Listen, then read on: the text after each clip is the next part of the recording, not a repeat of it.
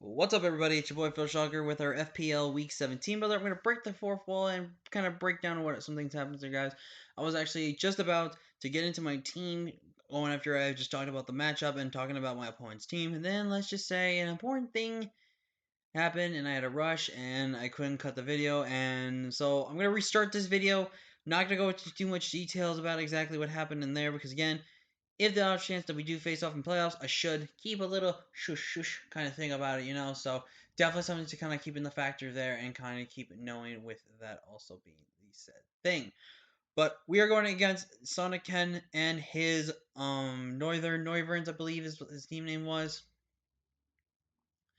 And this is kind of, again, we are not in the position. I don't know the position we're in. We are weeks 5 and 6 games that we have not yet played.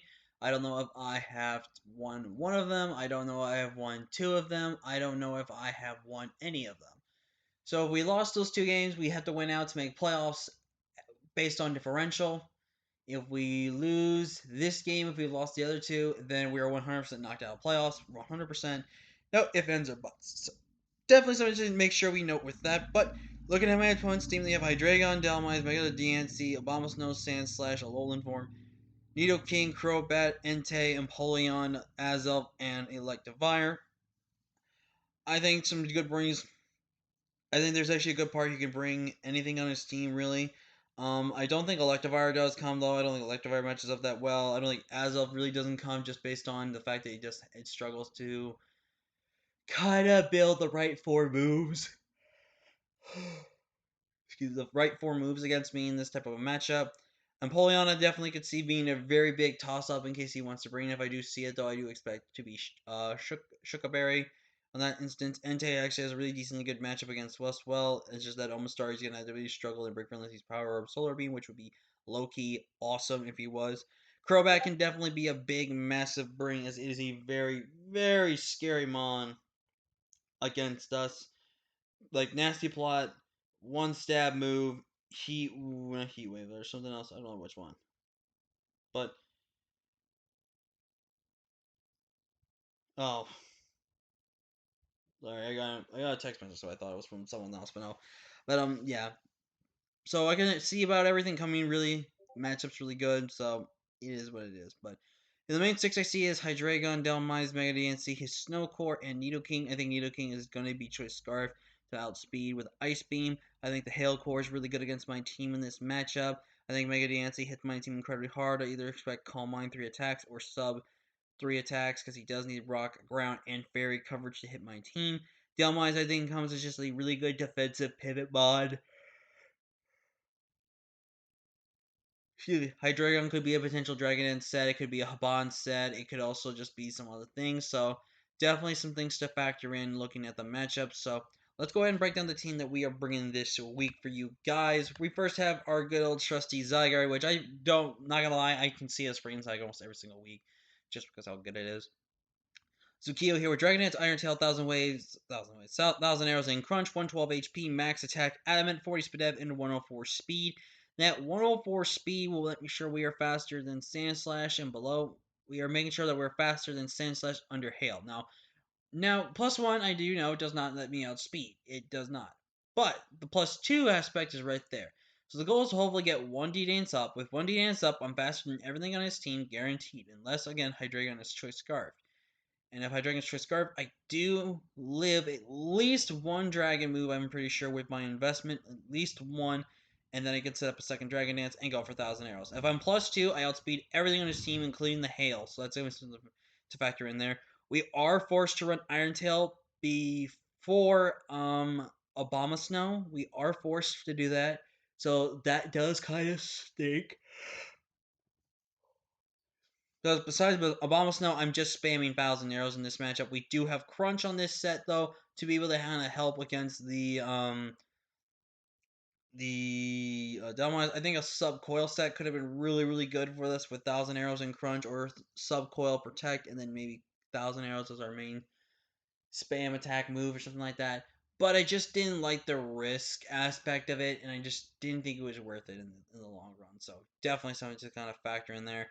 But Iron Tail at +1, even if that Obama Snow is max HP, does die to an Iron Tail guaranteed, so that's going to be really important to know. And then once that Obama Snow is dead, and then Delmise is pretty much weakened down into a range where I can 2 KO with 1,000 arrows. Once I get boosted, 1,000 arrow spam is just gonna be super good in this matchup. So definitely something to note with that. Up next, we're bringing Sunday here, and we're bringing that classic belly drum set, the standard one, of course. We are running Jolly to actually outspeed, I believe, the Hail of Sandslash. Excuse me.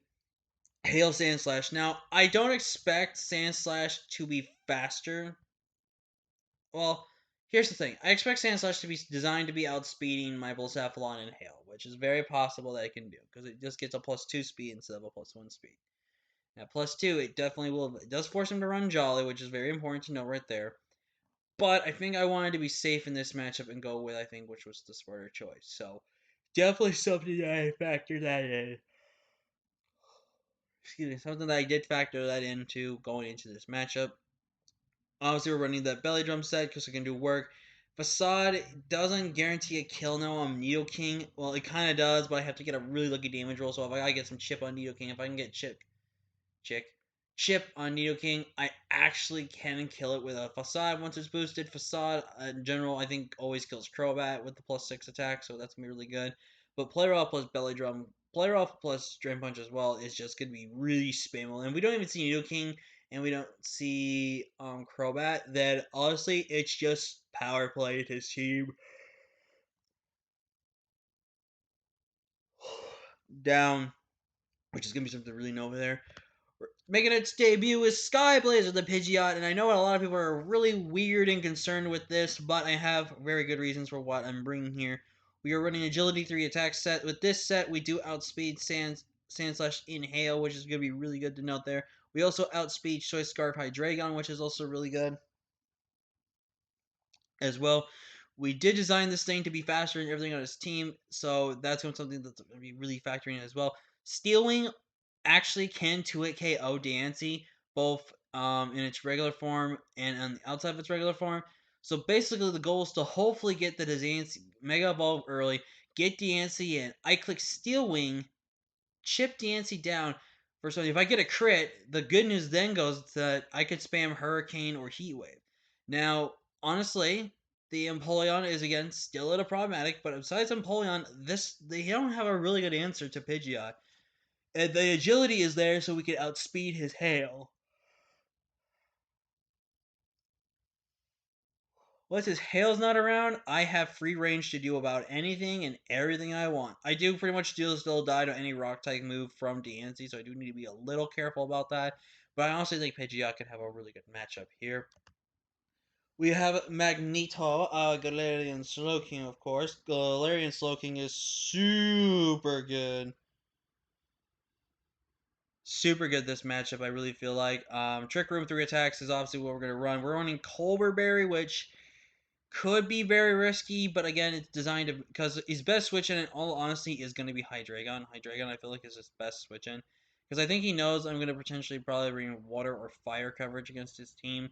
I think he knows I'm bringing Sludge Wave and Psychic, so he kind of wants to make sure he gets the prediction games right. If he gets the predictions right, he's got a good chance at winning the matchup straight up right there with on that.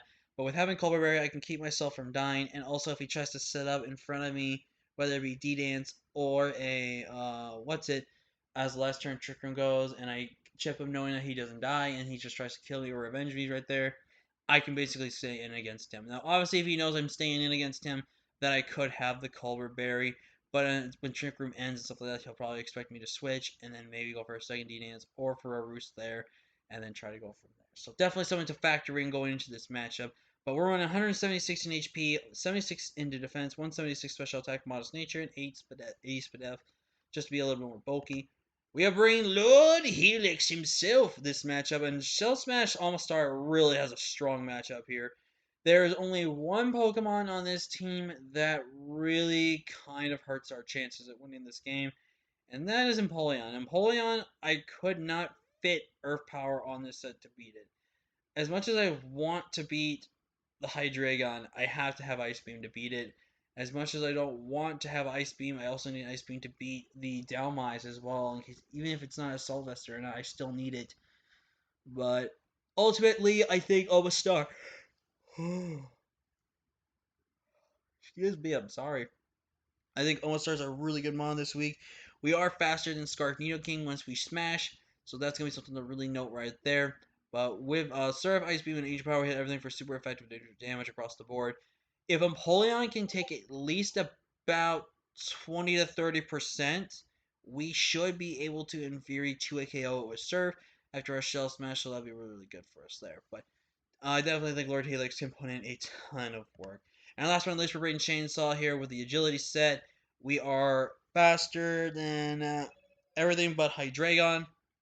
So that's going to be something to know. And once we agility up, we're faster than literally everything on his team. No ifs, ands, or buts. We're running Iron Head, First Impression, and Crunch. Crunch is only really kind of there as a way to hit his Psychics and his Grass type. Iron Head spam is also really good, and First Impression is only going to be really on there for priority options. And plus, I want him to. Well, actually, if I go for an attack, I'll steal him Life Orb. But basically, I want him to think First Impression is my only move, and then he can click Protect. And if I can scout him on a Protect and then get an Agility up, I can kind of just win the game here. Now, of course, we have to rely on this blue move, but I think we can do it if we all believe in Chainsaw here. But that's going to be it for the Team Builder, guys. Leave a like if you haven't already. Subscribe if you are new. Join the Film Shock crew today because you'll be feeling with the king of the crew. And with that being said, I will see you guys next time. And until next time, everybody, peace.